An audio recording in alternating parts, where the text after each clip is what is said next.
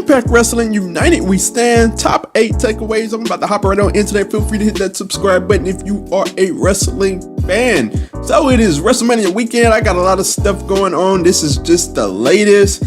Man, I stayed up late last night. I'm pretty sure you guys did too. So I have my top takeaways. I'm going to get right on into it. Ace Lunatic. Man, we had the X Division match and the Ultimate X match, excuse me. Jay Chris versus Dante Fox versus Pat Buck versus Johnny Impact versus Ace Austin.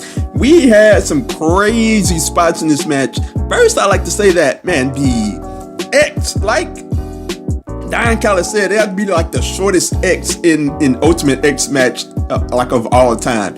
Like, it was just not high enough. You could have jumped and got to the X, so that just kind of really hurt the match a whole lot, because it's like, do they really need to climb to grab the X? But they worked through it anyhow. We had some great spots, in this match. Ace Austin jumping from the stanchion onto those guys was just the spot of the night, if you ask me. I love Johnny Impact Spanish Fly. Jay Chris hit a nice cutter from the top rope, if I'm not mistaken.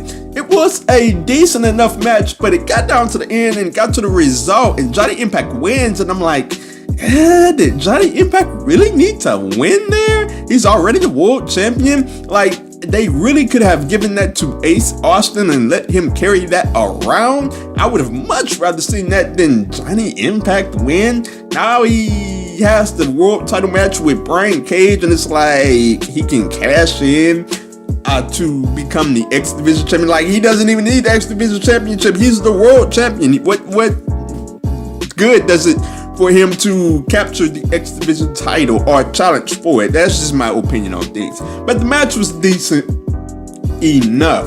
So moving on, my next takeaway is Team Dissension. We had Impact versus Lucha Underground. This was a decent enough match. Brian Cage really came off looking good here with that great head scissors that only a cruiserweight can pull off. I'm like, dude, a guy that big shouldn't be able to do that type of stuff. The suplex that he had onto all of the guys on the outside, that was sick as well. Of course, the match broke down and Team Impact just started turning on each other. Moose hit a spear on Brian Cage, and Eddie Edwards was looking for payback, and then the match just broke down. Team Impact broke down, and eventually Lucha Underground picked up the win. Marty the Marv picked up the win over Tommy Dreamer with the double underhook DDT. This was I was expecting a lot more from this match, but as it rained from the rest of the night, as this, I'm gonna have this opinion throughout the show. The matches were cut short. A lot of matches were cut short, and it really hurt because they were at a certain time period, and I understand that they wanted to get out of there, in a decent time, to which it went all the way to 12:30 my time, so they were still out that late. But a lot of matches got cut short, and this was one of them. So moving on. Taya steals the win. That is my next takeaway. This match, I didn't really like it, to be honest with you. There were a lot of clunky spots in between. Katie Forbes, for example, she tried to pick up Taya and Rosemary, and she just couldn't lift them up. She tried again. You can see Jordynne Grace standing on a top rope waiting on her spot. That kind of hurt the match. Su Yung came down. I didn't really like the interference here, but they got Rosemary out of the ring, and she went after Su Yung. They brawled on the rampway. Jordynne Grace hit the Grace driver. I really think, it's just my opinion, she should be naming that finisher the Fall from Grace, but that's just my opinion. Looked like Jordynne Grace is going to get the win, but Taya sneaked in and got the victory over Katie Forbes. Taya remains the Knockouts champion. Obviously, the right result. Taya had to win here. We have to have the face-off, Taya versus Jordynne Grace at Rebellion. I'm looking forward to that. this match in particular, I didn't really like it all that much. I like Rosemary's Tarantula on Jordan Grace. I really like that. But the match overall, it was kind of lacking. Another match that just kind of didn't go all that long as I thought it would go. My next takeaway is LAX reign supreme. So this was another match to where, you know what, I was expecting a little bit more from. They didn't touch at the beginning of the match. They just stood there for a long time, minutes in, and it's like, yeah, let's get on with this. You know, it was a decent enough match. I think it was Ricky Martinez, LAX versus LAKEY and Ricky Martinez. It was Ricky Martinez with the springboard disaster kick, which turned into a double team maneuver by LAKEY and Ricky Martinez. I love that spot. The match would end with a Death Valley driver, from Ortiz to Martinez. It really felt like an abrupt finish. Don't really see Death Valley drivers in matches all that much. And especially from LAX, I was expecting that kick out there, and it was like, oh, whoa, it's over. That was pretty abrupt. But a decent match. Not exactly what I thought it would be, but decent enough to enjoy it for sure. So my next takeaway is Tessa Blanchard versus Joey Ryan. Look, Joey Ryan snicked. It works for some people. It just doesn't work for me. I'm just not interested in it. It's just not my thing.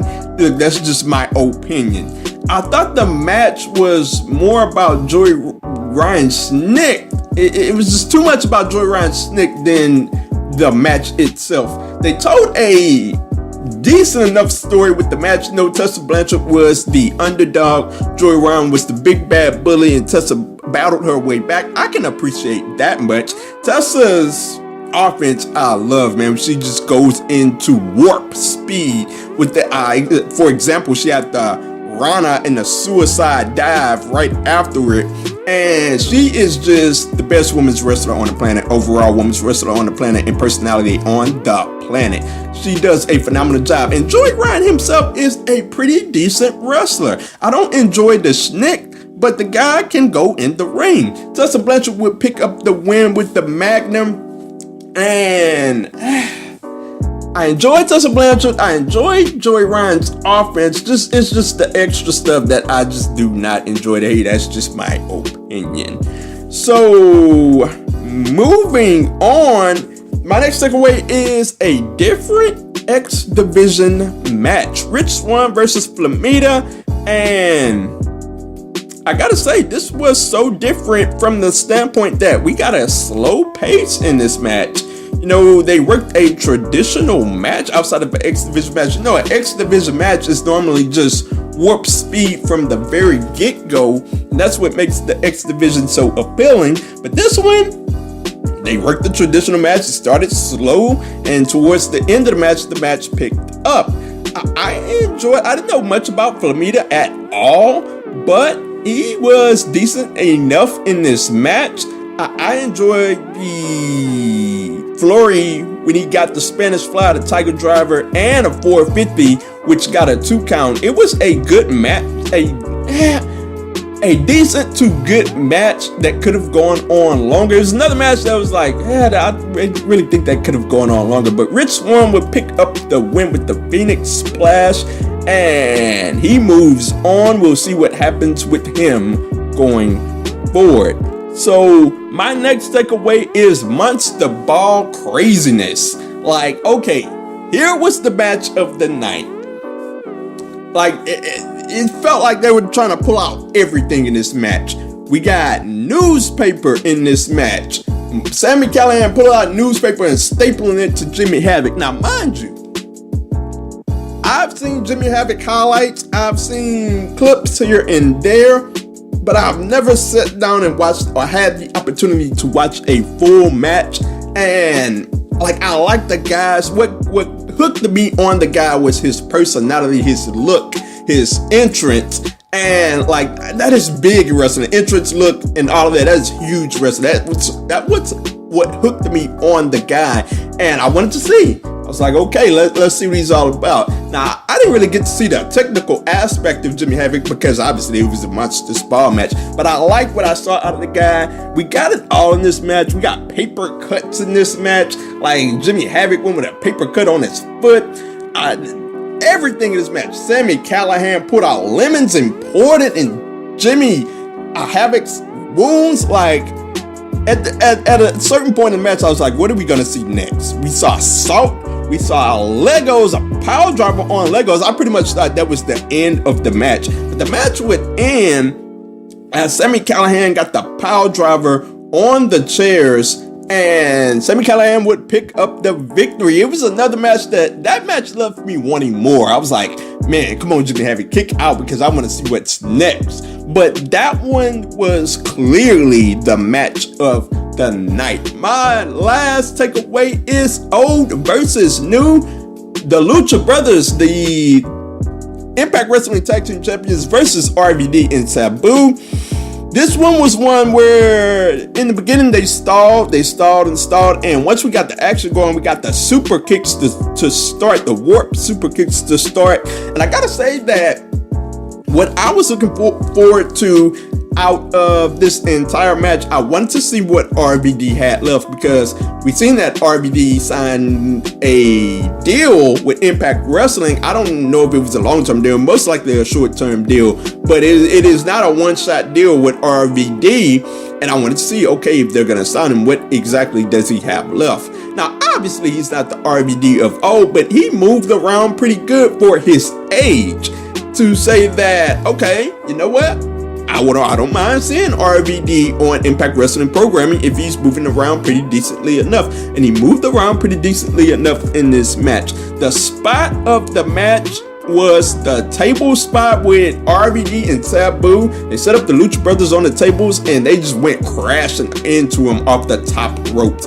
I love the double super kick by the Lucha Brothers to Sabu, and it certainly reminded me with it being on WrestleMania weekend of when those guys did that double super kick to Austin Aries. I think that was at Lucha Underground versus Impact at last year's WrestleMania weekend, or whenever that was, whichever WrestleMania weekend that was, I cannot remember.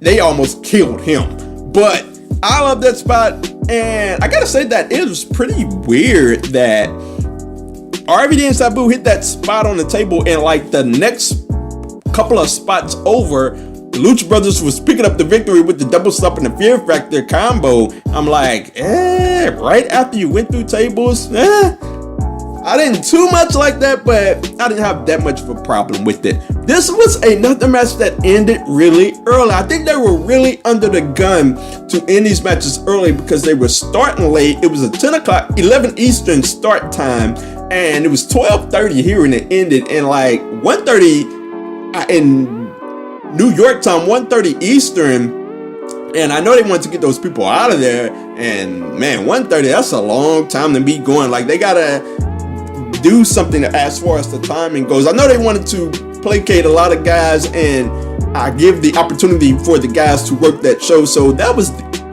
decent enough, that was noble enough on their parts, but this one went really, really, really long.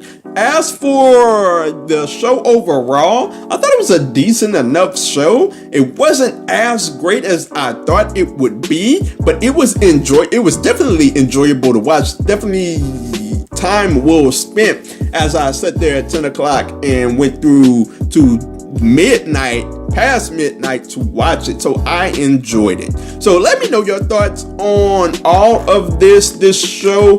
Let me know your thoughts on Impact Wrestling. Anything you got on Impact Wrestling, let me know your thoughts in the YouTube comments. United We Stand, let me know your thoughts.